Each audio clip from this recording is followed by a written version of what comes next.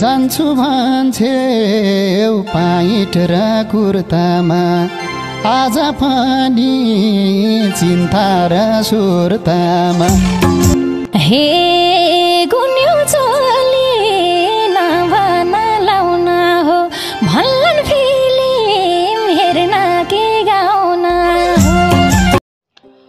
चिज गुरुङ र निर्जला गुरुङको विवाहको कुराहरू चलिरहँदा निर्जला गुरुङले भने कुर्ता सुरुवालमै जान्छु भनेपछि चिज गुरुङ यति धेरै मक्खै परेका छन्। दर्शकबिन नमस्कार, यति बेला तपाईँ हेर्दै हुनुहुन्छ नेपाली खोज मिडिया। यदि तपाईँ हाम्रो च्यानलमा नयाँ हुनुहुन्छ र अहिलेसम्म पनि हाम्रो च्यानललाई सब्सक्राइब गर्नुभएको छैन भने हाम्रो च्यानललाई सब्सक्राइब गरेर हामीसँगै जोडिन नछुटाउनुहोला। दर्शकबिन पछिल्लो समयमा चिज गुरुङ र निर्जला गुरुङको जोडीलाई निकै रुचाइएको छ। त्यसैले पनि यति बेला उनीहरूको विवाहलाई लिएर निकै हल्लाहरू फैलिरहेको छ। अझै भनौँ सामाजिक सञ्जालतिर उनीहरूको विवाह कहिले हुने, कसरी हुने, कहाँ हुने जस्ता प्रतिक्रियाहरू पनि निकै आउन लागेका छन्। यसैले पनि उनीहरू भने निकै हौसिएका छन्।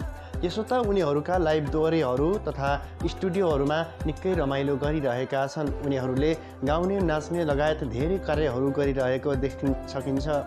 यति बेला पछिल्लो समयमा उनीहरूको गीतहरू आइरहेका छन्, साथै लाइभ दोहोरीहरू पनि उत्तिकै नै आइरहेका हुन्छन्। यसै क्रममा उनीहरूले निकै रमाइलो गरिरहेका छन्। यसैले पनि उनीहरूको जोडीलाई रुचाइराखिएको छ।